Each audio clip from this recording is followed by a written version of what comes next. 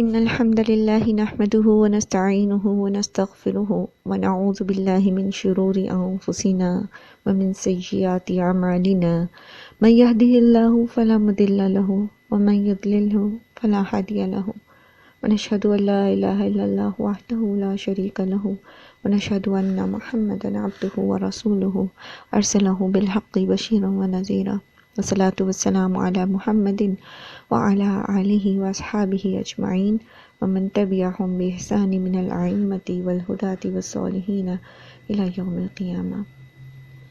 رب اشرح لي صدری ويسر لي أمری واحلل عقدة من لسانی يفقهوا قولی ربنا زدنا علما اللهم فقهنا في الدین آمین یا رب العالمین۔ السلام علیکم ورحمۃ اللہ وبرکاتہ۔ اعوذ باللہ من الشیطان الرجیم، بسم اللہ الرحمن الرحیم۔ قاتل کو قتل کیا جائے گا، اور آپ کو پتہ ہے جو حدود ہوتی ہیں، حدود کا جو نفاذ ہوتا ہے، چاہے وہ زنا کی حدود ہیں، چاہے وہ چوری کی ہیں، چاہے وہ قتل کی ہیں، اس کے لیے جنرل پبلک کے سامنے جو ہے وہ ایگزیبیشن کی جاتی ہے، جو سزا ہوتی ہے اس کو ایگزیبٹ لوگوں کے سامنے کیا جاتا ہے۔ یہ تو ہمارے یہاں طریقہ بن گیا نا، سزائے موت جو ہے وہ کال کوٹری میں جو ہے وہ فجر سے پہلے جو ہے وہ دے دیتے ہیں، اور اکیلے میں دیتے ہیں وہ ایک خاص جگہ پر۔ اصل میں جو حدود نافذ کی جاتی ہیں وہ جنرل پبلک کے سامنے کی جاتی ہیں، اور اس کی بنیادی وجہ یہی ہوتی ہے تاکہ باقیوں کو عبرت ملے۔ اور خاص طور پر قتل کی جب بات ہے تو جیسے سورہ مائدہ آیت نمبر 32 میں اللہ تعالیٰ نے فرمایا نا کہ من قتل نفسا بغیر نفس او فساد فی الارض کانما قتل الناس جمیعا، کہ جس نے کوئی قتل کیا بغیر قتل کے بدلے میں اور بغیر اس کے کہ اس نے کوئی فساد سے لڑ کیا تھا، تو اس نے گویا سارے انسانوں کو قتل کر دیا۔ ایک قتل پوری انسانیت کا قتل کیوں کہا گیا ہے؟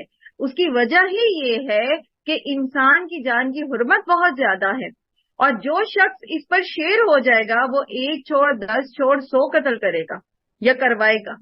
اور آپ اس کی مثال دیکھتے ہیں اپنی سوسائٹی کے اندر، بے شمار خبریں ایسی ہیں، بے شمار ایسے لوگ موجود ہیں، مثالیں ہیں آپ کے سامنے جو یہ رویے اختیار کیے ہوئے ہیں، کیونکہ ان کو اس پہلے قتل کے بدلے میں قتل نہیں کیا گیا اور زندہ چھوڑ دیا گیا۔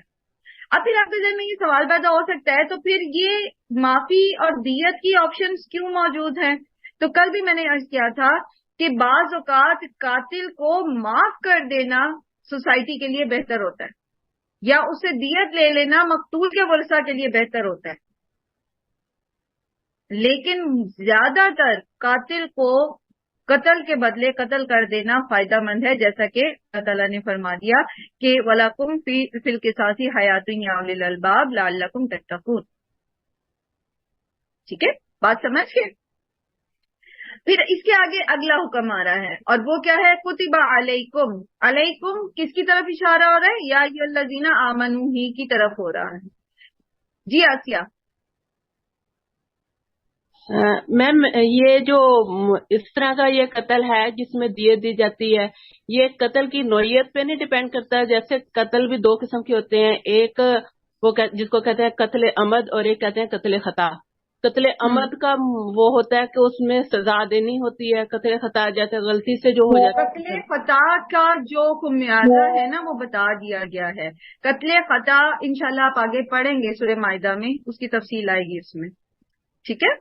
اس میں دیت کے علاوہ غلام آزاد کرنا بھی ہے۔ پھر اس میں فرق ہے کہ مقتول جو ہے وہ کون ہے، وہ حربی جو ہے وہ اس کے ساتھ اس میں ہے ملک میں جس کے ساتھ آپ کی جنگ ہے تو اس کی دیت کیا ہوگی، وہ سارا ڈفرینس اس کا نصاب ہے۔ تو آگے انشاءاللہ آیت تو نہیں ہے بھائی جی، وما کان للمؤمن الا خطأ ومن قتل مؤمنا خطأ جی انشاءاللہ جب ہم سورہ مائدہ پڑھیں گے انشاءاللہ تو پھر ہم تفصیل سے پڑھیں گے۔ وَلَكُمْ كُتِبَ عَلَيْكُمْ إِذَا حَضَرَ أَحَدَكُمُ الْمَوْتُ، لکھ دیا گیا ہے تم پر۔ تو علیکم کا اشارہ کس کی طرف ہے؟ یا ایھا الذین آمنوا کی طرف۔ تو ایمان والوں کے لیے لکھ دیا گیا ہے، یعنی ان پر یہ فرض کیا گیا ہے کہ اذا حضر احدکم الموت ان ترک خیرا الوصیۃ، اگر وہ موت کے وقت اس کے پاس کچھ خیر ہے، خیر سے مراد یہاں پر مال ہے، یعنی کچھ مال ہے جو قابل وصیت ہے تو اس کو وصیت کرنی چاہیے للوالدینی والدین کے لیے، والاقربین بالمعروف اور قرابت داروں کے لیے، حقا علی المتقین یہ حق ہے متقین پر، یعنی اگر اس کے پاس کچھ مال ہے تو پھر اس کو موت سے پہلے پہلے اس کی وصیت کر دینی چاہیے۔ یہ جو احکام ہیں یہ وراثت کے قوانین کے آنے سے منسوخ ہو گئے تھے، ٹھیک ہے۔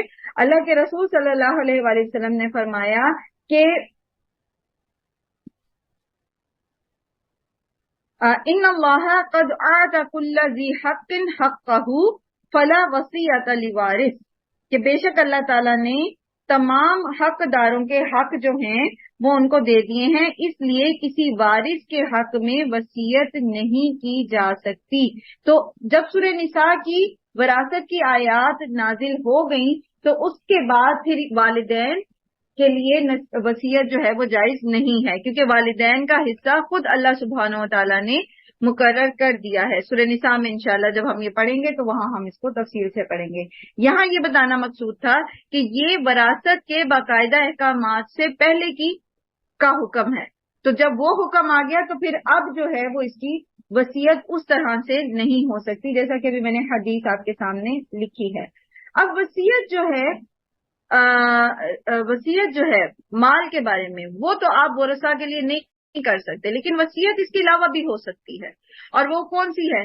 وہ جیسے حضرت ابراہیم کے بارے میں آپ نے پڑھا تھا نا، وَوَصَّى بِهَا بَنِيهِ، جب اللہ تعالیٰ نے ان سے کہا وَإِذْ قَالَ لَهُ رَبُّهُ أَسْلِمْ قَالَ أَسْلَمْتُ لِرَبِّ الْعَالَمِينَ وَوَصَّى بِهَا إِبْرَاهِيمُ، اسی کی وصیت ابراہیم نے کی اپنے بیٹوں کو اور یعقوب نے۔ تو یہ کیا کون سی وصیت ہے پھر؟ یہ کون سی وصیت ہے؟ یہ ہے حق بات کی وصیت، ٹھیک ہے، اچھی بات کی وصیت۔ تو وصیت مال کے متعلق تو ہوگی جو یہاں پر بات ہو رہی ہے، لیکن یہ کہ اس کے علاوہ بھی وصیت کی جا سکتی ہے، تلقین کی جا سکتی ہے بچوں کے بارے میں، ان کی کسٹڈی کے بارے میں اور اس طرح کی چیزوں کے بارے میں، یا پھر یہ کہ کوئی خاص کام جو انسان اپنا پیچھے چھوڑ کے جا رہا ہے، مثلا امانتیں ہیں، قرض ہے، ذمہ داریاں ہیں، تو اس کے بارے میں بھی وہ وصیت کر سکتا ہے۔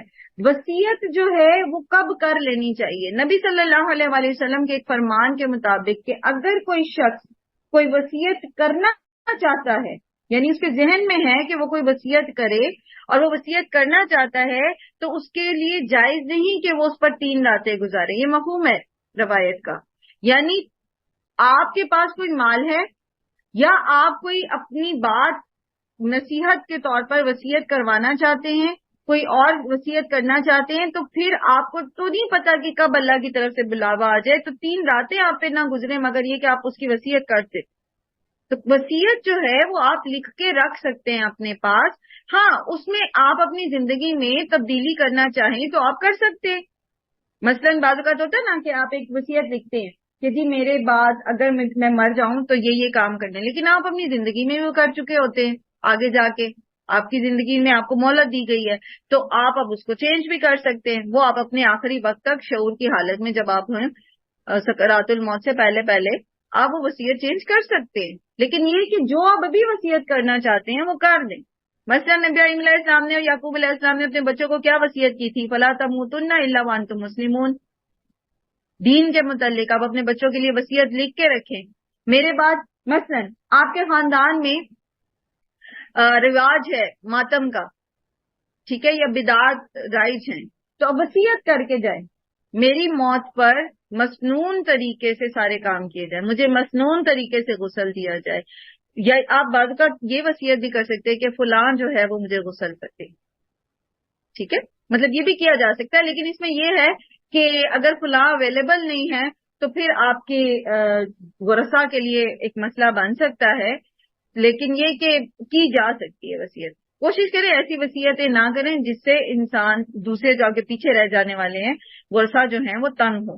مثلا بعض لوگ وصیت کر دیتے ہیں، باہر کے ملک میں ہوتے ہیں اور وہ وصیت کر دیتے ہیں میری ڈیڈ باڈی جو ہے وہ پاکستان لے جائی جائے۔ اب آپ کو پتا ہے کہ ڈیڈ باڈی کو پاکستان لے جانے میں کتنا خرچہ آتا ہے اور کتنا اس کے اوپر اس کی بے حرمتی بھی ہوتی ہے۔ اب ورثہ بیچارے بعض اوقات اتنے وہ ہوتے بھی نہیں ہیں، مطلب کیا اس کو آپ کہیں گے اچھے حالات میں مالی طور پر، لیکن وہ قرض اٹھا کے پھر وصیت پوری کر رہے ہوتے، تو اس طرح کی وصیتیں نہیں کرنی چاہیے جو پیچھے والوں کو مشکل میں ڈال دیں ورثہ۔ بہرحال بات ہم یہ کر رہے تھے کہ آپ وصیت کس کس چیز کی کر سکتے ہیں۔ مثلا آپ کے پاس مال ہے اور آپ نے اس کی وصیت کرنی ہے، تو مال کی وصیت جو ہے وہ 1/3 حصے تک کی جا سکتی ہے، اس سے زیادہ کی نہیں کی جا سکتی۔ نبی صلی اللہ علیہ وآلہ وسلم نے فرمایا کہ اگر تم اپنے وارثوں کو غنی چھوڑو، یہ اس سے زیادہ اچھا ہے کہ تم ان کو فقیر چھوڑو، کہ دوسروں کے سامنے ہاتھ پھیلاتے رہیں۔ ٹھیک ہے، یعنی ایسا نہ ہو کہ آپ اپنا سارا کا سارا مال چیریٹی کر جائیں، اداروں کو دے دیں، اور آپ کے اپنے ورثہ جو ہیں وہ محروم رہ جائیں۔ اس چیز کی اجازت نہیں دی گئی، یہ باطل وصیت ہوتی ہے۔ صرف 1/3 مال کی جو ہے وہ وصیت آپ کر سکتے ہیں، باقی مال جو ہے آپ کی وصیت پورا کرنے کے بعد باقی جتنا بھی مال بچے گا وہ ورثہ میں تقسیم ہوگا۔ اچھا، اس کے بعد یہ کہ اچھا میں نے ابھی آپ کے سامنے حدیث رکھی تھی نا، 3 راتیں، میں نے کہا تھا 2 راتیں ہیں، ٹھیک ہے، اس کو کریکٹ کر لیجئے۔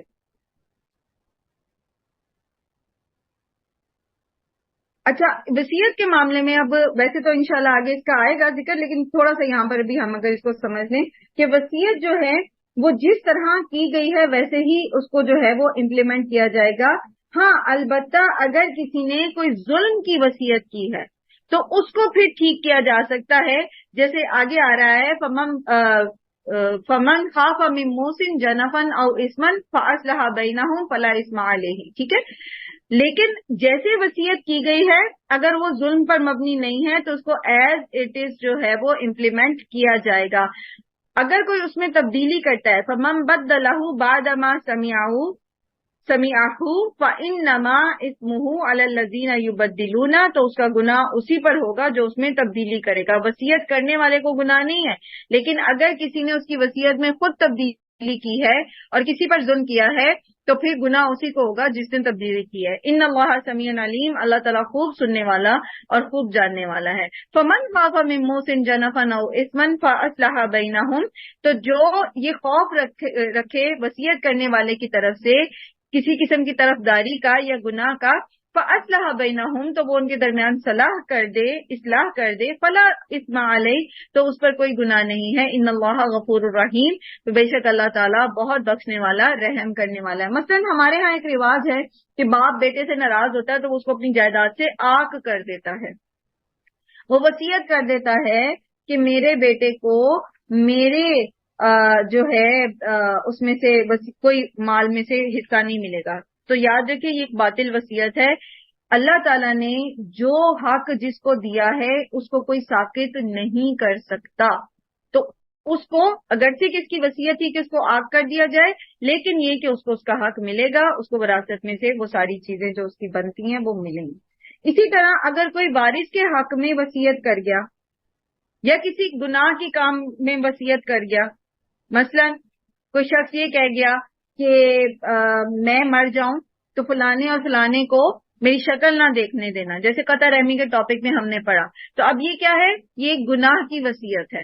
اب اس کا گناہ اس کو تو ملے گا جس نے یہ وصیت کی ہے، لیکن ورثہ جو ہیں اس وصیت کو پورا نہ کریں تو زیادہ بہتر ہے، کیونکہ اس میں پھر وہ گناہ کو میں شامل ہونے والے بن جائیں گے۔ ٹھیک ہے، وہ اس کو پورا نہیں کریں گے، اس میں تبدیلی کی جا سکتی ہے، اس میں اصلاح کی جا سکتی ہے۔ پھر انشاءاللہ آگے جب ہمارا ٹاپک آئے گا سورہ نساء میں تو اس میں پھر ہم دوبارہ اس کو تھوڑا سا دیکھ لیں گے، بلکہ میں کوشش کروں گی کہ آپ کے ساتھ میں شیئر بھی کر دوں پیٹرن جو وصیت نامے کا ایک ہوتا ہے۔ لیکن یاد رکھیے وصیت جیسے بھی میں نے عرض کیا کہ اگر آپ کو اندیشہ ہے کہ آپ کے بعد، آپ کے جانے کے بعد جو ہے وہ آپ جو ساری زندگی توحید کے علم بردار رہے تو کچھ مشرکانہ رسمیں آپ کے خاندان میں رائج ہیں اور آپ کی اصلاح کے باوجود وہ اس کو نہیں کرے، تو وصیت کر کے جائیں تاکہ وہ قانونی طور پر پابند ہو جائیں ان کو پورا کرنے میں۔ میرے فوت ہونے پر ماتم نہ کیا جائے۔ تو میں آپ کو اس کی ایک مثال دیتی ہوں۔ ابھی ریسنٹلی آپ کو پتا ہے سب کو کہ عید الفطر پر میری سسٹر ان لا کی ڈیتھ ہوئی ہے۔ اللہ ان کو جنت نصیب کرے اور ان کی تمام خطاؤں سے درگزر کرے۔ وہ چونکہ کینسر کی پیشنٹ تھی اور آخر دن جو تھے ان کے جو ہم نے ان کے ساتھ گزارے، تو 2-3 دن وہ بالکل انکانشیس رہیں، لیکن اس سے پہلے جب وہ کانشیس تھیں تھوڑی سی، تو انہوں نے اپنی بیٹی کو لٹرلی ان ساری چیزوں کی نصیحت کی. رونا نہیں، بھائی کا خیال رکھنا ہے، تم دونوں بہن بھائیوں نے آپس میں لڑنا نہیں. پھر میں جب فوت ہو جاؤں تو عام طور پر لوگ جو ہیں وہ بھول جاتے ہیں جسم کو سیدھا کرنا. انہوں نے اپنی بیٹی کو وصیت کی تھی میرے دونوں پاؤں کے انگوٹھے جو ہیں وہ سیدھے کر کے باندھ دینا. انہوں نے وصیت کی تھی، انہوں نے کہا تھا کہ مجھے غسل فلاں اور فلاں دے. اور اسی طرح انہوں نے بہت ساری اچھی باتوں کی وصیت اپنی بیٹی کو کی. تو اس میں کوئی ایسی بات نہیں، کوئی جذباتی ہونے کی ضرورت نہیں ہوتی. یہ وہ چیزیں ہوتی ہیں جو کام آتی. اور ان کی بیٹی کا صبر تھا، وہ بچی صبر نہیں کر سکتی تھی اس وقت. 3rd ایئر میں پڑھتی وہ بچی، 4th ایئر میں، اور بیٹا ان کا 2nd ایئر میں تھا، ابھی پیپر نہیں دیے تھے اس نے. لیکن وہ دونوں بچے، ان کا صبر تھا جو دیکھنے والا تھا. وہ صبر تھا کہ انہوں نے کوئی چیخ نہیں ماری، کوئی رونا دھونا نہیں کیا.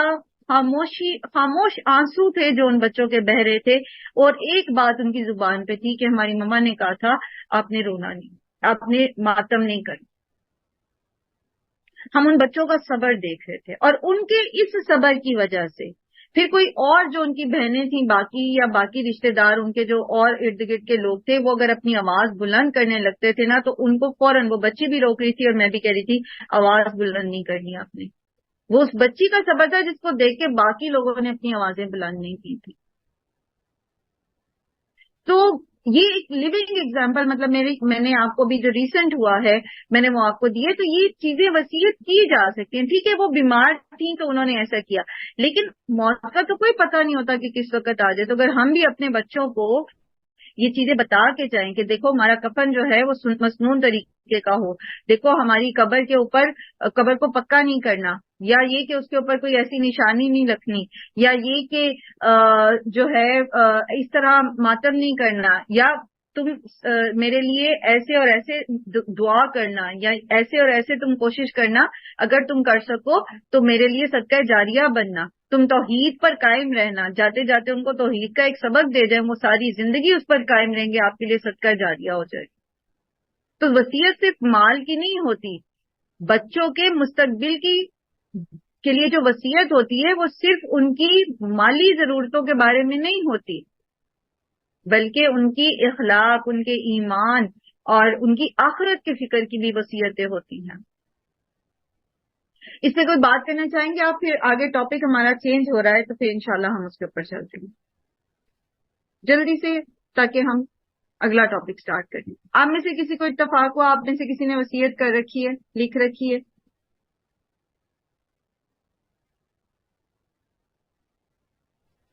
میں نے لکھ رکھی ہے، کی بھی دی ہے.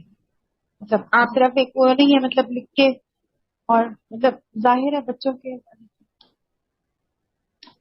اور دوسرا یہ کہ مطلب اللہ یہ حکم ایسے ہے نا کہ مطلب آپ کو چونکہ پتہ نہیں ہے تو کہ آپ کو کب مطلب ہو جائے، تو اپنے تمام مطلب اس کے لیے نا مطلب پہلے سے جو ہے نا وہ کر کے سوچنا پڑے. آپ کو جو دینا ہے، جو لینا ہے، جو قرض ہے، جو دیا ہوا ہے اس کا تو فرق نہیں پڑتا، لیکن اگر کچھ لیا ہوا ہو اس کا بہت پڑتا ہے.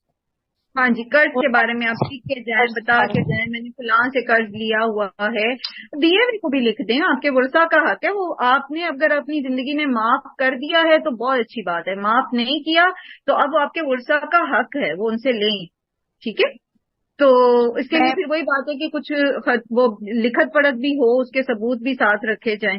اور باقی یہ کہ دینے کا واپس جو کرنے کا ہے وہ تو لازماً بتائیں، کیونکہ قرض دار کی تو بخشش جو ہے وہ سسپینڈڈ رہ جائے گی. شہید جو ہے اس کو آراف پہ روک لیا جائے گا اگر وہ قرض دار ہوگا تو.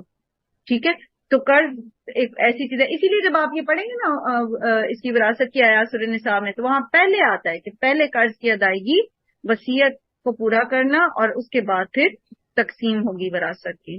جی مسز نعیم، آپ نے ہینڈ ریز کیا ہوا ہے. السلام علیکم. وعلیکم السلام ورحمۃ اللہ. جی میم، میں کرتی رہتی ہوں اکثر بچوں کو، خیر وہ اسی وقت روک دیں گے، ایسے نہ کہا کریں. کہ میں ان کو یہی کہتی ہوں کہ ہم نے ہر وقت ساری زندگی جینا تو نہیں ہے، موت پہلے بر حق ہے.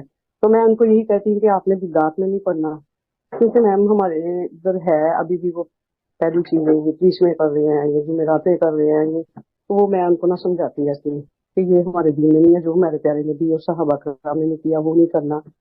और भी जो भी यानी कि अच्छी चीज जो भी मुझे जहन में आती है हम उनको, चाहे वो मुझे टोक भी देते हैं, मतलब ये होती है नसीहत। हाँ जी, एक है नसीहत, एक है वसीयत। वसीयत वो नसीहत होती है जिसको कानूनन इम्प्लीमेंट किया जाता है। तो बाज़ औक़ात हम चीजें ना बहुत सारी समझा रहे होते हैं, बच्चों को बता रहे होते हैं, और हम आपके अपने घर के अंदर वो एक रिवाज हो, मतलब आप अपने घर के लेवल पर उसको कर भी रहे होते हैं। लेकिन जब ऐसा कोई मौका आ जाता है ना तो लोग सुनते नहीं है। लेकिन जब उन्हें ये कहा जाए ना बुलंद आवाज में कि ये वसीयत है, तो उन्हें पता होता है कि इसके ऊपर अमल लाजिम है। फिर अगर हम वैसे बाकी तौर पर उनको बताते रहे ना ना करें तो वो काबू नहीं आते थे।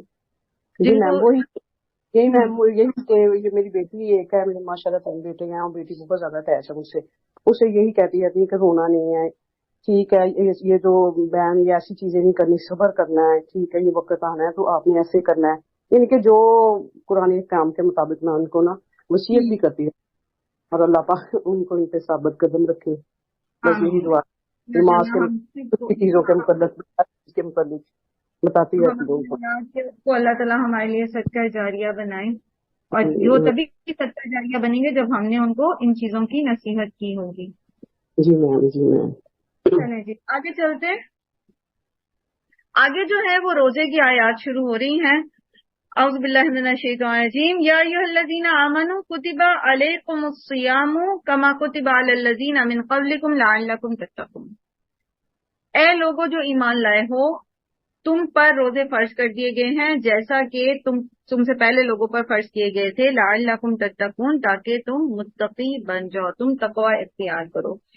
सामा या सूमू बेसिकली इसका रूट है स्वाद वाव मीम, और इसका लफ्जी मतलब होता है किसी चीज से रुक जाना, किसी चीज को छोड़ देना। ठीक है, रुक के किसी चीज को छोड़ देना। शरई तौर पर इसका मानी है सियाम का या रोजे का सुबह सादिक से गुरूबे आफ्ताब तक खाने पीने और बीवी से सोहबत से रुके रहना। ठीक है, सामल फर्स और सौमा कहते हैं घोड़े ने चारा ना खाया और वो भूखा रहा। बेसिकली रोजा जो है इसकी जो फर्जियत है, इसके अंदर जो ये फरमाया गया ना लअल्लकुम तत्तकून, तो रोजा जो है ये तकवा सिखाता है। तकवा सिखाता कैसे है? क्योंकि रोजा, ये जो रमजान के खास तौर पे रोजे हैं, ये एक ट्रेनिंग पीरियड है। जैसे अल्लाह के रसूल सल्लल्लाहु अलैहि वसल्लम ने फरमाया अस्सौमा जुन्नतुन कमा जुन्नतुल लकुम फिल हर्ब, रोजा जो है वो ढाल है जैसा कि जंग में तुम्हारे लिए कोई ढाल होती है। और वो फिर ढाल कैसे है? रोजे के बीच में आप बुराइयों से बचते रहते हैं, कॉन्शियस होके बचते हैं, क्योंकि आपको पता है कि रोजा जो है वो सिर्फ पेट का नहीं होता, रोजा जुबान का भी है, रोजा आंख का भी है, रोजा कान का भी है। तो जैसा कि अल्लाह के रसूल सल्लल्लाहु अलैहि वसल्लम ने फरमाया कि अगर कोई शख्स रोजा रखकर झूठ बोलना और बदजुबानी को ना छोड़े तो अल्लाह को उसके फाके की कोई जरूरत नहीं। फिर इसी तरह आपने फरमाया कि जब तुम में से कोई रोजे से हो तो ना तो बेहयाई की बातें करे और ना शोर शराबा करे।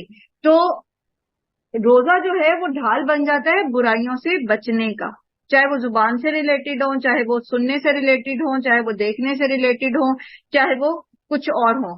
खाने पीने से रुकना जो है ये एक बुनियादी सिंबल है। बेसिकली ये रोका जा रहा है आपको कि आप एक हलाल चीज से भी अपने आप को रोके रखेंगे, या फिर ये कि बीवी के साथ मुबाशरत से जो रोका गया तो वो भी एक ये चीज बताने के लिए कि आप बदरजे उला जब अपने आप को इस कंडीशन में हलाल से रोके रखेंगे तो फिर आप हराम से बुराइयों से तो रोक ही सकते हैं।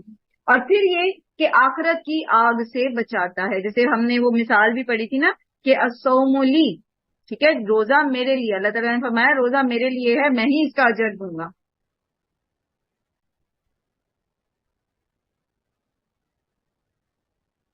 फिर यहाँ पर आ रहा है ना कि लअल्लकुम तत्तकून, ताकि तुम तकवा इख्तियार करो। तो अब आप देखें कि आपकी जब ट्रेनिंग रोजे में इस चीज की हो रही है कि आप हर चीज से मतलब अपने बच रहे हैं, عمومی گناہ سے بھی بچ رہے ہیں، خصوصی گناہوں سے بھی بچ رہے ہیں، حتیٰ کہ حلال تک میں آپ کو ریسٹرکٹ کر دیا گیا ہے، تو آپ کو اپنے نفس کو قابو کرنا آ جاتا ہے.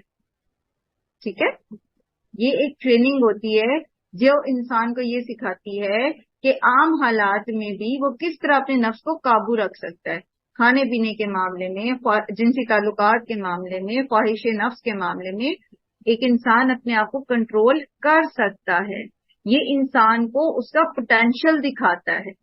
روزہ جو ہے وہ آپ کو یہ پوٹینشیل دکھاتا ہے کہ آپ یہ کام کر سکتے ہیں، اور پھر اس کام کی پریکٹس کراتا ہے آپ کو. جو رمضان کے روزے جیسا کہ ہم پر فرض کیے گئے ہیں، تو یہ پریکٹس کرواتا ہے ہمیں کہ کس طرح آپ اس کو اپنی زندگی میں اس طریقہ کار کو شامل کریں، اپنی سیلف کنٹرول کو شامل کر لیں.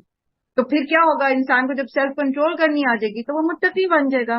متقی ہونا یہی ہے نا کہ آپ اللہ کی نافرمانیوں سے بچتے رہیں اور اللہ کی فرما برداری کے کام کریں، تاکہ آپ آخرت کے عذاب سے بچ سکیں، جہنم کی آگ سے بچ سکیں. اس لیے لعلکم تتقون، تاکہ تم تقوی اختیار کر سکو. تم پر روزے فرض اس لیے کیے گئے ہیں، یہ فرض ہے اس لیے تاکہ تمہاری ٹریننگ ہو سکے. تمہیں جو ہے وہ اپنی زبان، کان، پیٹ، آنکھوں اور سوچ کی پاکیزگی کو مینٹین رکھنا ہے کہ کس طرح سے تم جو ہے وہ جیسے روزے کی حالت میں، جیسے رمضان کے روزے ہیں، اس حالت میں اپنے آپ کو روک کے رکھتے ہو تو تم پورا سال بھی اس کو کنٹینیو کر سکتے ہو. تمہارے اندر یہ پوٹینشیل ہے. تم اس طرح دنیا میں زندگی گزار سکتے ہو جس طرح کے اللہ نے تمہیں گزارنے کا حکم دیا، اور جن چیزوں کو اللہ نے چھوڑنے کا حکم دیا تم اس کو چھوڑ سکتے ہو. پھر اللہ تعالیٰ فرماتے ہیں ایام معدودات، یہ دن ہیں گنے چنے. فمن کان منکم مریضا، تو پھر کوئی ہو تم میں سے مریض. اصل حکم کی پابندی تو یہ ہے کہ آپ پر روزہ فرض کیا گیا ہے، آپ نے روزہ رکھنا ہے، لیکن دیر آر ایکسیپشنز، کیونکہ اسلام دین فطرت ہے تو اس نے انسان کی جو فطری کمزوریاں ہیں اس کے مطابق اس کو احکامات دیے ہیں. جیسے میں نے پہلے بھی آپ کو بتایا نا کہ جو جتنے بھی شریعت میں احکامات ہیں اس میں لا یکلف اللہ نفسا الا وسعها کا قانون رکھا گیا ہے.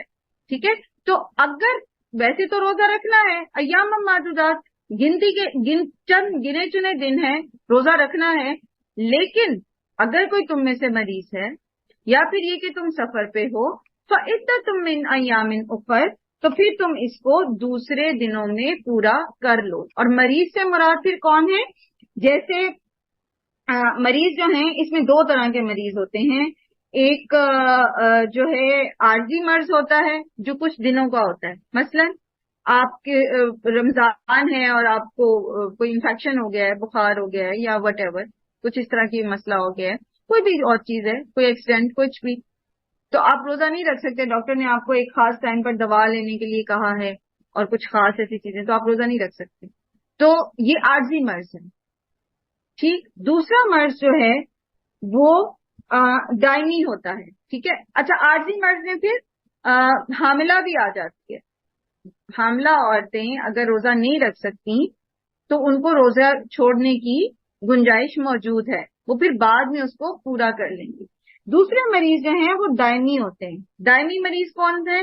مثلا اس میں بڑھاپا بھی آ جاتا ہے، پھر بہت زیادہ بوڑھے لوگ، اب ان کو پتہ ہے کہ اب وہ اس رمضان میں یا یہ روزے اس لیے نہیں رکھ پا رہے کیونکہ وہ بوڑھے ہیں، تو آگے تو وہ مزید ہی بوڑھے ہوں گے نا، تو ایسے لوگوں کے لیے پھر فدیہ ہے. ٹھیک ہے، جو دائمی مریض ہیں، مثال کے طور پر جیسے کوئی ایسا پیشنٹ ہے جس کی بیماری ڈاکٹر کہہ رہا ہے کہ لا علاج ہو گئی ہے اور یہ اپنی دوائی چھوڑ نہیں سکتا، اور دوائی چھوڑنے پر مرض بڑھنے کا اندیشہ ہے، اور وہ بیچارہ جو ہے وہ مجبور ہے، وہ رکھنا چاہتا بھی روزہ پر وہ رکھ نہیں سکتا. تو چلیے اعوذ باللہ من الشیطان الرجیم، بسم اللہ الرحمن الرحیم. ہم بات کر رہے تھے مریض کی. ٹھیک ہے، کہ مریض جو ہے اگر تو عارضی مرض ہے تو وہ گنتی پوری کرے گا کیسے؟ فعدۃ من ایام اخر، ٹھیک ہے. اور اگر وہ مریض دائمی ہے یا بڑھاپے کا مرض اس کو لاحق ہے تو پھر وہ اس کے لیے فدیہ دے گا. اور فدیہ کیا ہے؟ وَعَلَى الَّذِينَ يُطِيقُونَهُ فِدْيَةٌ طَعَامُ مِسْكِينٍ. فدیہ جو ہوتا ہے وہ ایک مسکین کا ایک وقت کا کھانا ہوتا ہے.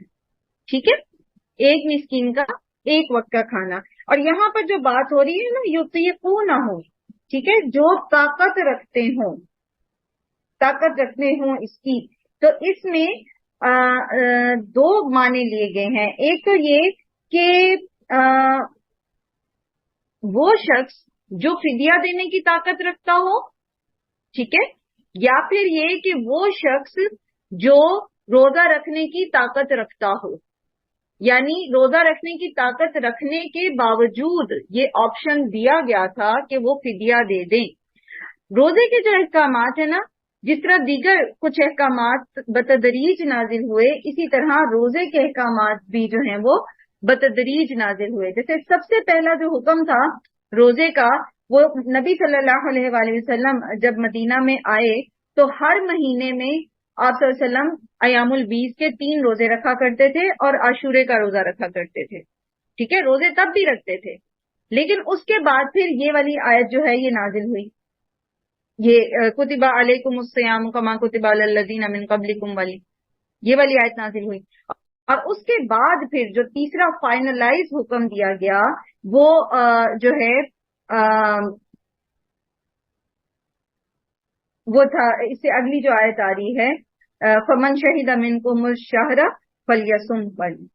ٹھیک ہے، تو یہ جو ہے پھر سن 2 ہجری میں روزے جو ہیں وہ اس کی فرضیت کا جو حکم آیا تھا رمضان کے مہینے کی، یہ تب تھا. تو اس والی آیت میں، آیت نمبر 184 میں جو حکم آ رہا ہے کہ وَعَلَى الَّذِينَ يُطِيقُونَهُ فِدْيَةٌ طَعَامُ مِسْكِينٍ، تو یہاں پر ان لوگوں کو اجازت دی گئی جو روزہ رکھنے کی طاقت رکھتے ہیں لیکن وہ فدیہ دینا چاہتے ہیں، روزہ نہیں رکھنا چاہتے، روزہ رکھ کے مشقت میں نہیں پڑنا چاہ رہے، تو وہ فدیہ دے دیں ایک مسکین کا. فَمَن تَطَوَّعَ، تو جو کوئی ایسا طوعاً کرے گا یعنی خوشی سے کرے، خیرن کوئی نیکی، فَهُوَ خَيْرٌ لَهُ، تو وہ اس کے لیے بہتر ہے. یعنی اگر کوئی فدیے میں ایک مسکین سے زیادہ کھلانا چاہتا ہے تو یہ نیکی ہے، وہ کھلا سکتا ہے. کم از کم ایک مسکین کو ایک وقت کا کھانا ضروری ہے. اس کے علاوہ اگر کوئی زیادہ کو کھلانا چاہتا ہے تو کھلا سکتا ہے. فَهُوَ خَيْرٌ لَهُ، تو یہ اس کے لیے بہتر ہے. صدقہ ہے نا، جو فدیہ ہے وہ ایک مسکین پہ پورا ہو جائے گا اور جو وہ زائد کرے گا وہ اس کی طرف سے صدقہ ہو جائے گا، تو یہ اس کے لیے بہتر ہے.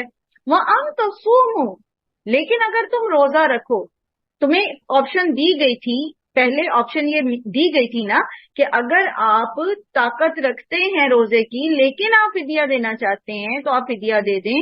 تو یہ کہا جا رہا ہے کہ وَأَن تَصُومُوا، لیکن اگر تم روزہ رکھو، خَيْرٌ لَكُمْ، وہ تمہارے لیے بہتر ہے.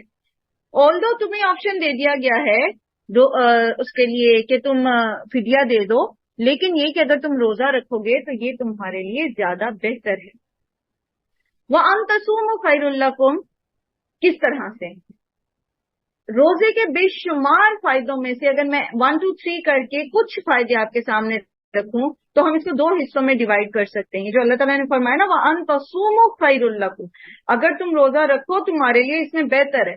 ان کنتم تعلمون، اگر تم علم رکھتے ہو، اگر تمہیں پتہ ہے تو یہ تمہارے لیے بہتر ہے کہ تم روزہ رکھو. اگر تم جان جاؤ اس کے فوائد کو تو تم فدیہ نہیں دو گے بلکہ تم روزہ رکھو گے. اسی لیے اللہ تعالیٰ نے فرمایا نا انما یخشی اللہ من عبادہ العلماء، کہ بے شک جو علم والے ہوتے ہیں، اللہ کے بندوں میں سے جو علم والے ہوتے ہیں وہی اللہ کی خشیت زیادہ رکھتے ہیں. تو علم جو ہے، جیسے یہاں کہا گیا وَإِن كُنتُمْ تَعْلَمُونَ، تو علم جو ہے انسان کو بہترین عمل کی طرف گائیڈ کرتا ہے.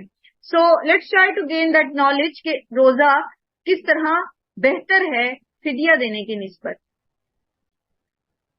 اس کے 2 طرح سے فوائد ہم اس کو کیٹیگرائز کر سکتے ہیں، باطنی فوائد اور جسمانی فوائد. باطنی فوائد کیا ہے کہ روزے سے انسان کے اندر شکر گزاری پیدا ہوتی ہے. وہ جب دیکھتا ہے کہ عام دنوں میں وہ کس طرح کھاتا پیتا ہے اور باقی کام کر رہا ہوتا ہے.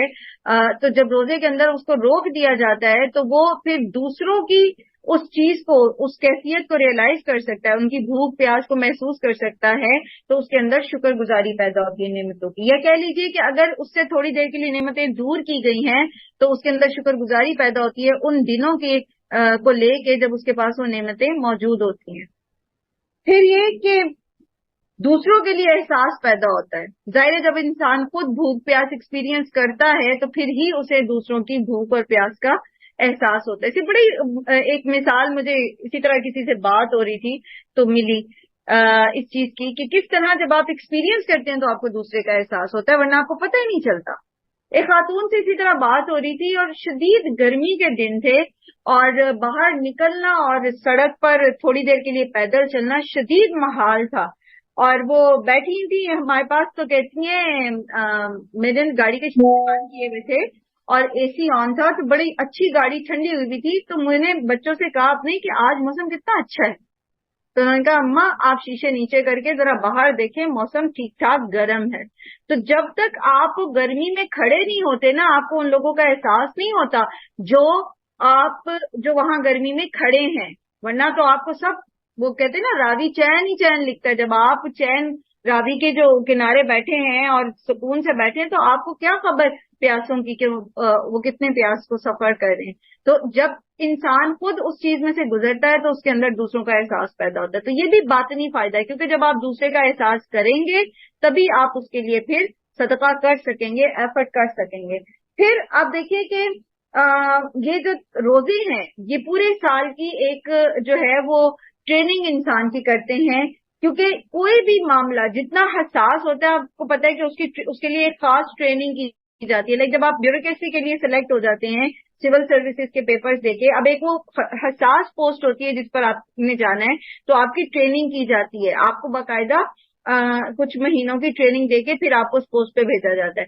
اسی طرح آپ ڈاکٹر بنتے ہیں، آپ پڑھتے ہیں، سارا کچھ پڑھتے ہیں، لیکن اس کے بعد آپ کو ہاؤس جاب کرائی جاتی ہے، 1 سال کی ٹریننگ دی جاتی ہے. آپ اس میں ٹریننگ حاصل کرتے ہیں اور پھر آپ پراپرلی اپنے اس جو آپ کا ڈیزگنیشن ہے بینگ اے ڈاکٹر آپ اس کو پورا کر سکتے ہیں. اسی طرح مسلمان ہونا ایک حساس ایشو ہے. ایک مسلمان ایک مشرک یا کافر یا ملحد کی طرح نہیں ہوتا. وہ اس کو اپنے رب کی فرما برداری کرنی ہوتی ہے تو اس کے لیے ٹریننگ ضروری ہے. اور چونکہ یہ ایک مسلسل عمل ہے تو اس لیے ہر سال جو ہے یہ ٹریننگ جو ہے کروائی جاتی ہے مسلمانوں کو. پھر آپ دیکھیے کہ رمضان کے مہینے کی اپنی برکات ہوتی ہیں. شیاطین جو ہیں ان کو قید کر دیا جاتا ہے اور انسان جو ہے وہ نیکیوں کے لیے اس کے اندر جو ایک دشمن ہے شیطان بڑا دشمن وہ روک دیا گیا ہے تو اس کو نیکی کرنے میں آسانی ہوتی ہے. اور چونکہ رمضان کے اندر نیکیوں کا اجر زیادہ ہے، نوافل کا اجر فرائض کے برابر ہے اور فرائض کا اجر دگنا ہو جاتا ہے تو پھر کیا ہوتا ہے لوگ صدقات زیادہ کرتے ہیں. تو جب صدقات زیادہ کرتے ہیں تو معاشرے کے اندر جو ہے وہ سرکولیشن آف منی جو ہے وہ زیادہ ہو جاتی ہے، وہ تیز ہو جاتی ہے. اسی لیے آپ دیکھتے ہیں کہ عام طور پر جو لوگ نہیں بھی کپڑے بناتے، نہیں بھی کوئی ایسی چیز لے رہے ہوتے، لیکن عید کے اوپر خاص طور پر چھوٹی عید پر وہ بنا رہے ہوتے ہیں، لے رہے ہوتے ہیں کیونکہ ان تک وہ صدقات پہنچ جاتے ہیں.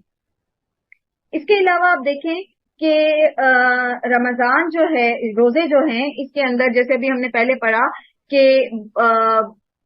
نبی صلی اللہ علیہ وآلہ وسلم کا ایک فرمان کے مطابق کہ جب کوئی روزے دار سے جھگڑا کرے تو وہ جھگڑے کا جواب غصے سے نہ دے بلکہ کیا کہے انی صائمن، کچھ نہ کہے اس کو جواب میں. کوئی اس کو گالی دے رہا وہ آگے سے کہے انی صائمن، میں تو روزے سے ہوں. تو بد اخلاقی سے جو بچنے کی ٹریننگ ہے، زبان کو کنٹرول کرنے کی جو ٹریننگ ہے یا جو اپنی باڈی لینگویج کے ذریعے کسی کو کہ کسی بد اخلاقی کا جواب دینا ہے اس کے اوپر کنٹرول کرنا آ جاتا ہے. پھر روح کی طہارت ہوتی ہے. گویا آپ اس کو اس طرح کہہ سکتے ہیں کہ جو ویل بینگ کے ایک اچھے انسان کے ہونے کے لیے جتنی بھی ضروری چیزیں ہیں وہ آپ کو روزے کے اندر حاصل ہو جاتی ہیں. اور اگر میں اس کو ایک جملے کے اندر سم اپ کروں نا تو آپ کو سیلف کنٹرول کرنا آ جاتا ہے, آپ کے اندر تقوی آ جاتا ہے, وہ پیچھے والی بات لعلکم تتقون والی. تو جب آپ کو سیلف کنٹرول کرنا آ جاتا ہے تو سمجھ لیں آپ تقوی کی پٹری کے اوپر چڑھ پڑے. اب آپ اس کے اوپر چلتے چلے جائیں گے, پھر آپ اس میں آگے سے آگے چلتے چلے جائیں گے. اسی طرح روزے کے جسمانی فوائد ہیں, کچھ میں آپ کے سامنے رکھتی ہوں, بے شمار فائدے ہیں, آپ اس کو گوگل کر سکتے ہیں.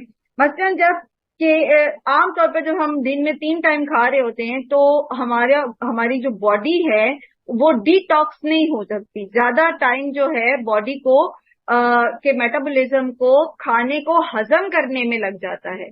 تو کھانا جب ہضم ہوتا ہے تو جو ٹاکسک اس کے ساتھ جو ہیں چیزیں بن رہی ہوتی ہیں باڈی کے اندر, تو اس کو صاف کرنے کا ٹائم جسم کو نہیں مل رہا ہوتا. تو روزے میں چونکہ ہم 2 ٹائم کھا رہے ہوتے ہیں اور ایک لمبا ٹائم پیریڈ بیچ میں ہوتا ہے جس میں باڈی جو ہے, آرگنز جو ہیں ہمارے, وہ فارغ ہوتے ہیں, تو وہ ڈی ٹاکسیکیشن بڑے اچھے طریقے سے کر لیتے ہیں. اور آپ کو پتا ہوگا, آپ سب اس چیز کو جانتے ہوں گے کہ نان مسلم جو ہیں وہ فاسٹنگ کو ریکمینڈ کرتے ہیں, رمضان کے روزے کی طرح نہیں, لیکن وہ ویسے ہی بھوکے پیاسے ایک خاص سرٹن ٹائم پیریڈ کے لیے بھوکا پیاسا رہنے کو ریکمینڈ کرتے ہیں, باڈی کو جو ہے وہ فعال کرنے کے لیے, اس کو بہترین اس کے پیٹرن کے اوپر لانے کے لیے.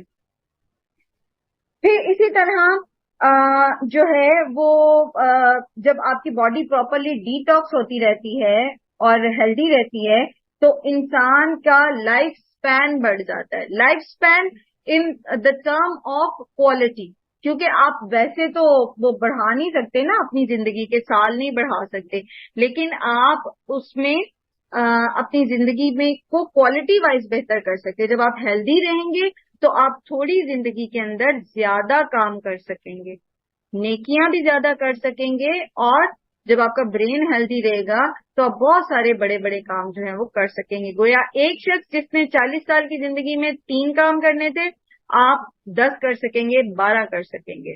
تو یہ آپ کی کوالٹی آف لائف کو بڑھا دیتا ہے. پھر اسی طرح ایجنگ پروسیس کو سلو کرتا ہے. ایجنگ پروسیس کیا ہوتا ہے, یعنی جو بڑھاپے کے سمٹمز نظر آنے شروع ہوتے ہیں ان کو جو ہے, جو آپ روزہ رکھتے ہیں, فاسٹنگ کرتے ہیں ایک پرٹیکولر ٹائم پیریڈ کی, تو وہ ایجنگ پروسیس کو سلو کر دیتا ہے.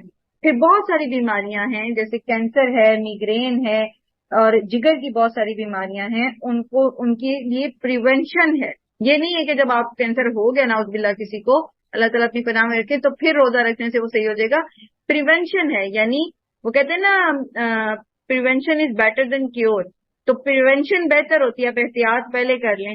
تو یہ بہت ساری ہیں, آپ گوگل کریں گے اور بھی بے شمار لمبی فہرست مل جائے گی. ایک مرتبہ ہم نے ایک سیشن کیا تھا کہ عبادات میں ہمارے دنیاوی فائدے کیا کیا ہوتے ہیں, کیونکہ اللہ تعالیٰ کو تو عبادت کی ضرورت نہیں ہوتی ہے, بندے کا فائدہ ہوتا ہے اس میں بیسکلی, دنیا کا بھی اور آخرت کا بھی. تو اس میں پھر ہم نے بہت ساری چیزیں اور بھی انلسٹ کی تھی, لیکن فی الوقت کے لیے باقی آپ جو جلدی کر سکتے ہیں.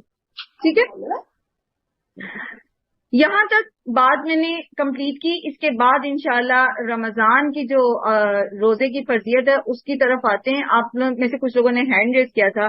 عائشہ عابد, آپ کا ابھی تک ہینڈ ریز ہے, آپ کیا کہنا چاہ رہی ہیں؟ اس کے بعد نعیمہ نے کیا تھا, اور بھی اگر کسی نے کوئی بات کرنی ہے تو جلدی سے کر دیجیے.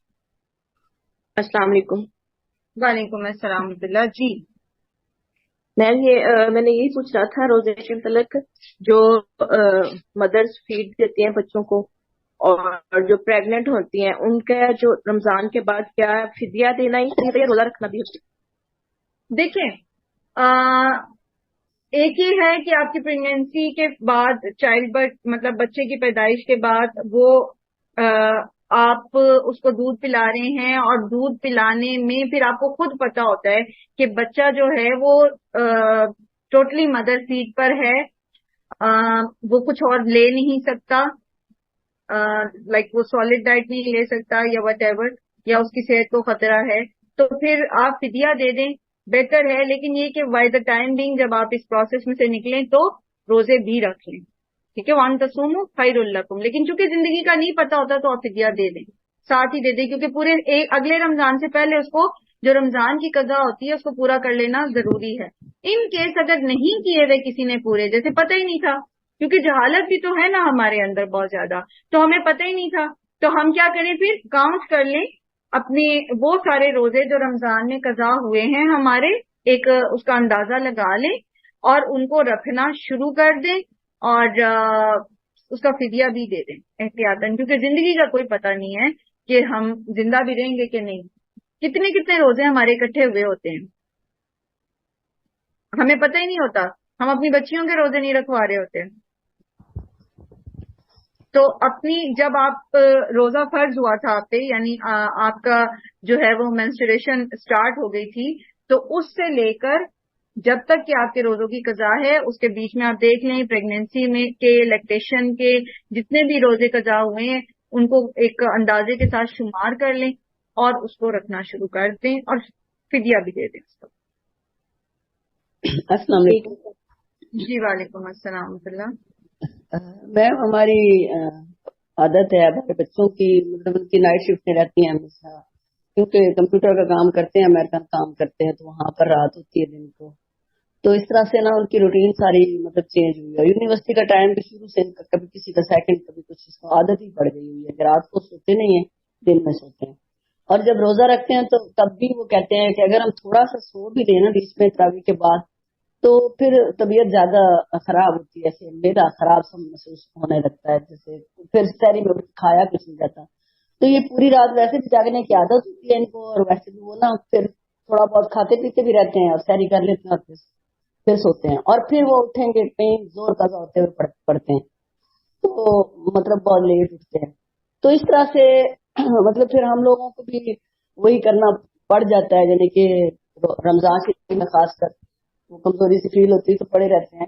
تو یہ جو آپ سائنسی لحاظ سے بتا رہے ہیں میں اس لحاظ سے پوچھ رہی ہوں کہ مطلب ویسے تو ہمیں دین میں تو زیادہ سے زیادہ عبادات ہی کرنی چاہیے، اس کا سارا کچھ کرنا چاہیے، لیکن اس میں سائنسی لحاظ سے پھر صحت کے اوپر جیسے آپ کہہ رہے ہیں کہ وہ ڈیٹاکسس جو ہوتی ہیں وہ باڈی کرتی ہے، تو اس سے فائدہ ہوتا ہے سوتے رہنے سے سارا دن، مطلب کہ روزہ رکھا ہوا ہے اور آپ سو گئے اور پھر دیکھیں ایک چیز آپ کو میں بتاؤں کہ جو چیز نیچرلی اللہ تعالیٰ نے جس طرح بنائی ہے نا، تو اس کے مطابق کام کرنے کا فائدہ آپ کو تبھی ہوتا ہے. اللہ تعالیٰ نے رات سونے کے لیے بنائی ہے اور دن معاش کے لیے. قرآن کریم میں بار بار یہ اللہ کی نشانیاں بیان ہوئی ہیں نا، اور اس میں اللہ نے ذکر بھی کیا ہے کہ رات جو ہے وہ سونے کے لیے بنائی اور دن معاش کے لیے بنایا. پہلی خلاف ورزی تو ہم یہاں کر رہے ہیں کہ ہم رات کو جاگ رہے ہیں اور دن کو سو رہے ہیں. ایک چیز ہوتی ہے مجبوری، ٹھیک ہے، مثلا آپ بچے جو ہیں باہر پڑھنے چلے جاتے ہیں یا آن لائن پڑھ رہے ہوتے ہیں باہر کی یونیورسٹیز میں، تو وہ ادھر دن ہے ادھر رات ہے، تو وہ ایک مجبوری ہے. لیکن اس کو عادت بنا کے جب آپ کی وہ مجبوری ختم ہو جائے تب بھی آپ یہ کہیں کہ ہماری عادت ہے چونکہ یہ تو ہم یہ نہیں کر پا رہے، تو وہ ڈیفینیٹلی آپ کی ہیلتھ کے اوپر اس کے برے اثرات پڑیں گے. سیکنڈلی یہ کہ روزے میں رمضان میں خاص طور پر روزہ عبادت کے لیے ہوتا ہے، ٹھیک ہے. روزہ صرف آپ کو وہ سارے فائدے اس وقت تک، اگر آپ کھا کے سوتے ہیں اور پھر آپ ظہر کے وقت اٹھتے ہیں اور نماز پڑھتے ہیں نیند میں اور پھر سو جاتے ہیں اور پھر عصر کے وقت اٹھتے ہیں اور نماز پڑھتے ہیں اور پھر بس کچن میں چلے جاتے ہیں اور افطاری کی تیاری، تو وہ جو لعلکم تتقون تھا وہ تو وہیں کہیں رہ گیا بیچ میں، وہ باطنی فوائد تو گئے. ٹھیک ہے، اب آگئی آپ کی بات جسمانی فوائد کی. تو جسمانی فوائد میں ظاہر ہے بیسک بات ہے فاسٹنگ کی، بھوکا رہنے کی. تو اگر اتنی دیر آپ کی باڈی بھوکی رہتی ہے تو ڈیفینیٹلی وہ اس کی ڈیٹاکسیکیشن ہوگی، وہ کرے گا، وہ کام وہ کرے گا، لیکن وہ فعال اس طرح نہیں ہوگا جتنا کہ آپ جب ظاہر ہے اب آپ بھوکے بھی ہیں اور آپ چل پھر بھی رہے ہیں، آپ کام بھی کر رہے ہیں، آپ اٹھ بیٹھ رہے ہیں، آپ کے جسم ایک حرکت میں ہے، تو اس میں جتنا فعال وہ کام ہونا تھا وہ سوئے رہنے میں نہیں ہوگا. ٹھیک ہے، بات بات چلی. جی میم ایسے ہی مجھے یہی فیل ہوتا ہے، تو پھر میں کہتی ہوں پڑھے لکھے تو ہیں لیکن اب ان کی عادتیں اس طرح کی ہو گئی ہیں تو پھر اس کے اوپر وہ نہیں کیا جا سکتا کنٹرول. اب بڑے ہیں ماشاءاللہ، چھوٹے تو نہیں دعا ہیں کریں، لیکن بڑے ہوں یا چھوٹے ہوں، ہدایت ہمارے ہاتھ میں نہیں ہے. ہدایت تو اللہ کی دینی ہے، ہم صرف دعا کر سکتے ہیں. چلیں آگے چلتے ہیں. ابھی پروین آپ نے ہینڈ ریز کیا ہوا تھا، جی جلدی سے بتائیے تاکہ ہم اگلی آیت اپنی شروع کریں. جی السلام علیکم میم. جی وعلیکم السلام ورحمۃ اللہ. मेरा सवाल ये है कि मैं ना शुरू से मुझे खून की कमी थी, शादी हुई तो मेरे ना बड़े मसाइल चले, तो मैंने रोजे नहीं रखे। तो अब मेरे कितने साल के रोजे हैं, अब भी मैं स्टमक की मरीज हूँ, तो मैं रोजे रख नहीं सकती। तो आप मुझे बताएं कि मैं इकट्ठा दे दूं, मतलब कोई दे दें किस तरह दे दूं, मतलब एक माह के रोजे का कितना वो बनता है, मैं इकट्ठे करके मैं दे आपको दूं। सच्ची बात बताऊं, मैं एक आपको सच्ची बात बताती हूँ। चूंकि ला इल्मी जो है ना, ये नुकसान देती है, ये हम सबको नुकसान देती है। एक मिस्कीन का एक वक्त का खाना, ठीक है, ये होता है आपका फिदिया। एक रोजे का फिदिया एक मिस्कीन का एक वक्त का आम खाना है।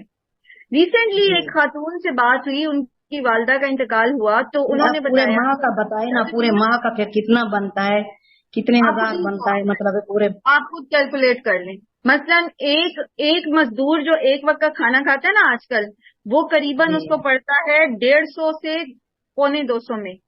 सालन की एक प्लेट 100 रुपए में आती है, 25 रुपए का एक नान होता है, और सालन भी एवरेज दाल चने, या चनों की प्लेट भी महंगी होती है बल्कि, और चने सब्जी, ये जो मजदूर आम खाना खाता है, तो वो अगर 2 रोटी लेगा 50 रुपए की और 100 या 150 रुपए की वो सालन की प्लेट लेगा, तो एवरेज जो है वो आपको 200 रुपया एक रोजे का पड़ता है।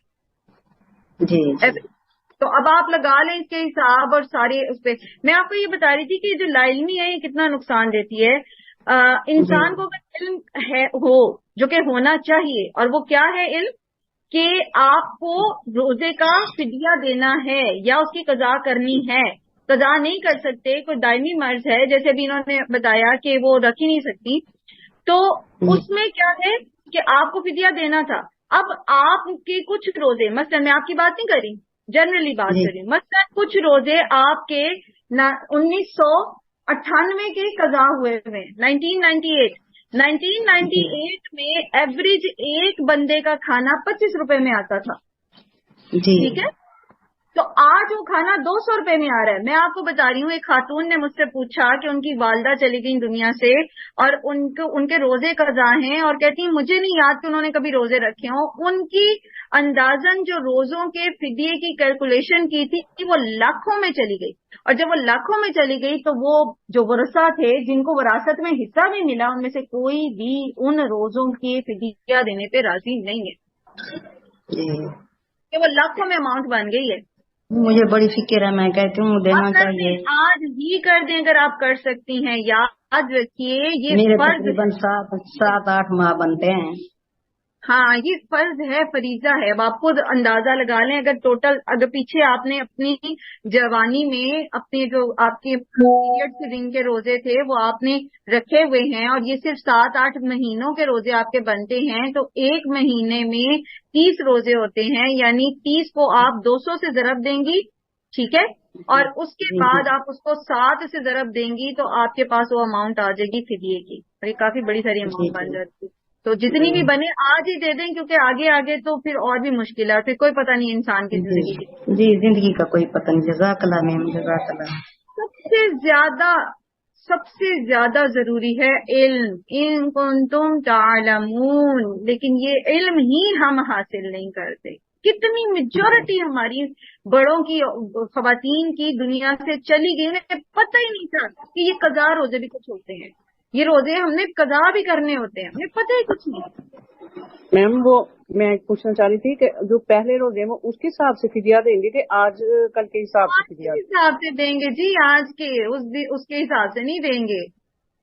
तब तो नहीं ना आप मिस्कीन को खाना खिला रहे। खाना है ना, बेसिकली फिदिया अमाउंट नहीं है, खाना है, एक मिस्कीन का एक वक्त का खाना।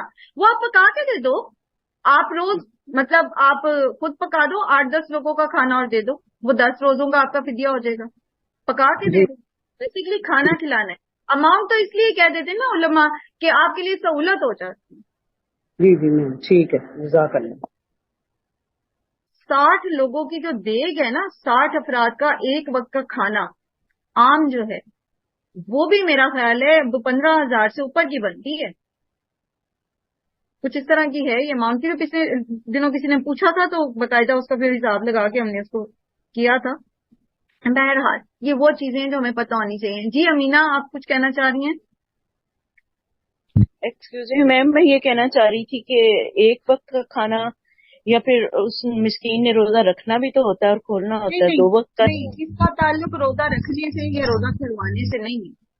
اس کا تعلق ایک وقت کا ایک مسکین کا کھانا ہے.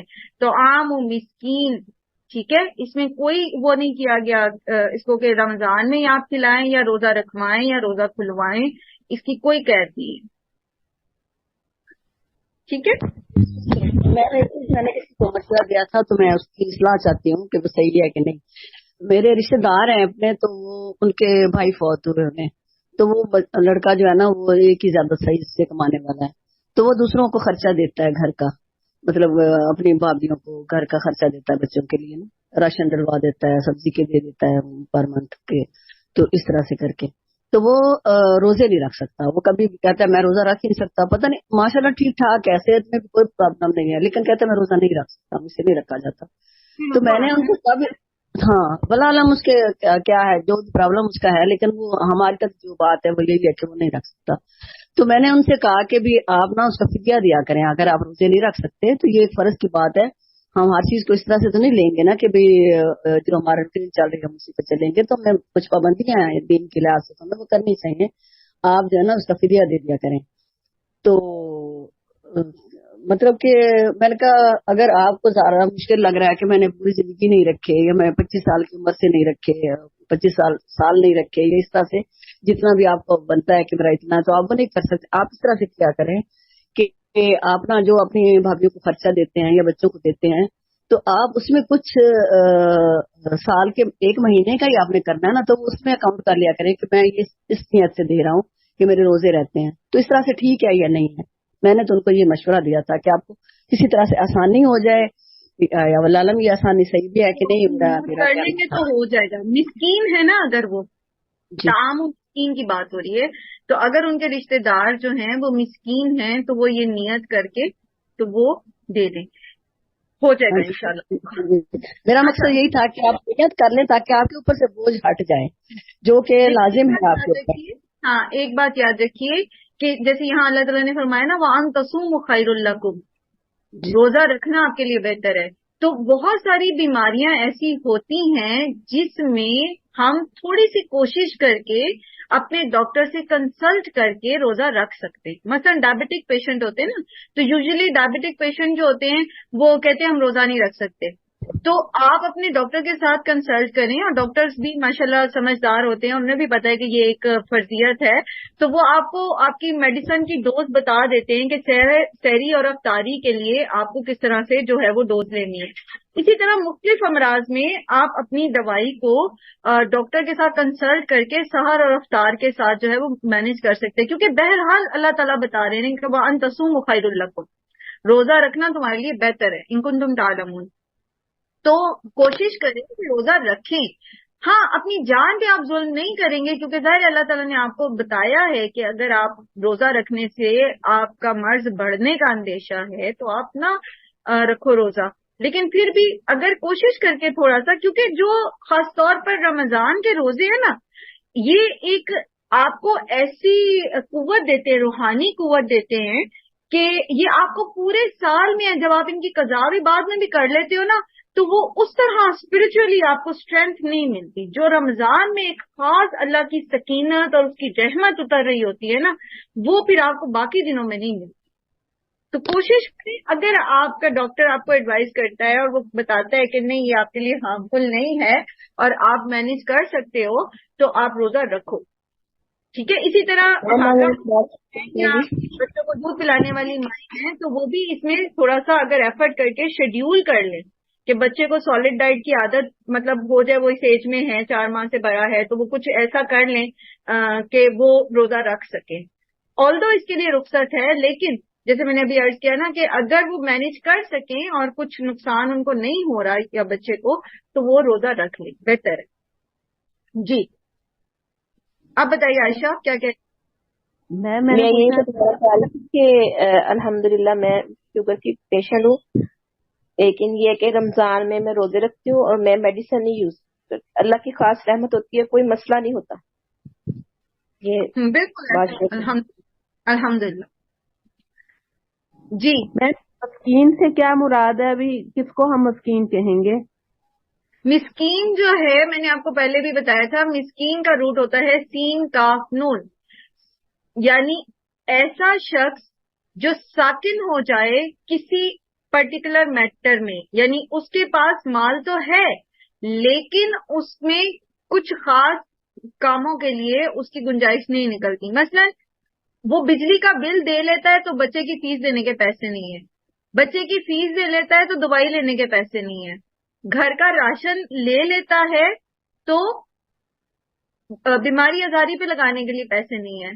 تو یہ ہوتا ہے مسکین, جس کے پاس ہے تو صحیح مال لیکن وہ اس کو پورا نہیں پڑ رہا. تو یہ آپ کے مزدور طبقہ بھی ہو سکتا ہے, سفید پوش لوگ بھی ہو سکتے ہیں, جو کماتے ہیں لوگ. فقیر نہیں کہا گیا, تعام فقیر نہیں کہا گیا, مسکین کہا گیا. فقیر وہ ہوتا ہے جس کے پاس کچھ بھی نہیں ہوتا, جو مانگ لیتا ہے, ہاتھ پھیلا لیتا ہے. تو فقیر کی بات نہیں ہو رہی, مسکین کی بات ہو رہی ہے خاص طور پر. ٹھیک ہے, چلیں اب اگلی آیت شروع کرنے کا ٹائم نہیں, کیونکہ اگلی جو آیت ہے سبحان اللہ بہت بہت بہت اہم آیت ہے قرآن کے حوالے سے خاص طور پر. تو انشاءاللہ ہم اس کو کل ہی شروع کریں گے تاکہ ہم اس کو اچھے طریقے سے جو ہے وہ سمجھ سکیں. اچھا, اب یہاں پر بات ہے سفر کی, او علی سفرن, تو سفر پر جب کوئی ہو تو وہ روزہ چھوڑ سکتا ہے. اب اس میں اجازت ہے دونوں طرح سے. نبی صلی اللہ علیہ وآلہ وسلم نے سفر میں روزہ رکھا بھی ہے اور نہیں بھی رکھا. ٹھیک ہے, تو آپ دیکھ سکتے ہیں کہ اگر آپ کا سفر کمفرٹیبل ہے تو آپ روزہ رکھ سکتے ہیں, اور اگر آپ کو لگتا ہے کہ نہیں سفر مشکل ہوگا یا مجھے روزہ لگے گا یا میں دوسروں کے لیے پریشانی کا باعث بنوں گے تو آپ روزہ نہ رکھیں. اس کی ایک مثال ہمیں ملتی ہے کہ ایک سفر میں تھے نبی صلی اللہ علیہ وسلم, تو ایک شخص جو تھا اس کے گرد مختلف لوگ جو تھے انہوں نے گھیرا ڈالا ہوا تھا, کوئی اس کو ہوا دے رہا تھا, کوئی اس کے اوپر سایہ کیے ہوئے تھا. تو آپ صلی اللہ علیہ وسلم نے فرمایا شخص کا کیا معاملہ ہے, تو بتایا گیا کہ یہ روزے سے ہے. تو بہتر یہ تھا کہ وہ روزہ نہ رکھتا اور باقی سب کے ساتھ سفر کی مشقت اٹھا کے تو وہ بہتر طریقے سے جو ہے وہ اپنا کام کرتا, لیکن اس نے روزہ رکھا اور دوسروں کے اوپر بوجھ بن گیا, تو اس کے لیے بہتر یہ تھا کہ وہ روزہ نہ رکھتا. ٹھیک ہے, لیکن اگر آپ کو لگتا ہے کہ آپ نے یہاں اسلام آباد سے لاہور جانا ہے, اے سی والی گاڑی میں آپ بیٹھے ہوئے ہیں اور آپ کو کوئی خاص مشقت بھی لاحق نہیں ہے, بلکہ عام دنوں کی نسبت آپ بیٹھ کے جا رہے ہیں, عام دنوں میں آپ کام کر رہے ہوتے ہیں گھر میں, لیکن اب آپ بیٹھے ہوئے ہیں اور آپ سفر کر رہے ہیں سکون سے, تو آپ روزہ رکھ لیں, کوئی حرج نہیں. وَأَن تَصُومُوا خَيْرٌ لَكُمْ. ٹھیک ہے, لیکن اگر آپ چھوڑنا چاہیں کمفرٹیبل سفر میں بھی تو چھوڑ سکتے ہیں, لیکن یاد رکھیں کہ روزہ رکھنا بہتر ہے. بعض لوگ نا صرف عذر لیتے ہیں روزہ چھوڑنے کا, وہ نہیں کرنا چاہیے ہمیں, کیونکہ یہ فرض ہے نا, فریضہ ہے. بالکل ایسے جیسے آپ فرض نماز نہیں چھوڑ سکتے اور اس میں کوئی عذر آپ کے لیے نہیں ہے, تو اسی طرح آپ روزہ بھی نہیں چھوڑ سکتے. عذر لے کے نہ چھوڑیں, ہاں کوئی جنون شرعی عذر ہے, ریزن ہے, تو وہ آپ کر سکتے ہیں. ٹھیک ہے, ہوپ فلی یہاں تک آپ کا کانسیپٹ کلیئر ہو گیا ہوگا. میں دوبارہ بہت ہمبل ریکویسٹ کروں گی آپ سب سے کہ آپ اپنی یا آپ کے جو پیاری بہنیں ہیں, بیٹیاں ہیں, بہویں ہیں, ارد گرد کوئی اور ہیں, آپ کی والدہ ہیں جن کے روزے قضا ابھی رہتے ہیں, ٹھیک ہے, تو ان سے کہیں کہ وہ فدیہ دے لیں. یہ ایکسپیرینس جو بھی میں نے آپ کے ساتھ شیئر کیا نا کہ پھر ورثہ نہیں کرتے, وہ نہیں کر سکتے ایفرٹ آپ کے لیے, بلکہ اس میں تو بعض علماء یہ کہتے ہیں کہ ورثہ فدیہ نہیں دیں بلکہ ورثہ روزے رکھیں. تو کون رکھے گا آپ کے لیے روزے؟ کوئی نہیں رکھتا, خود پورے کر لے. اور سبحان اللہ, اللہ تعالیٰ نے اس میں آپ کے لیے اتنی آسانی رکھی ہے کہ اگر آپ کے جون جولائی کے روزے قضا ہیں, آپ اس کو نومبر دسمبر میں رکھ سکتے ہیں, ٹھنڈے چھوٹے دنوں کے, آسانی سے آپ کی وہ قضا پوری ہو جائے. تو ایسا ضرور کر لیں, آپ کے اپنے پورے, دوسروں کی فکر کریں. آج کے لیے یہ کام رکھ لیں. میم وہ ایک چھوٹا سا سوال, وہ ہمارے نہ جانے والی کوئی ہیں, تو میم وہ نا جن کے فدیہ بھی نہیں افورڈ کر سکتی, تو اب ان کے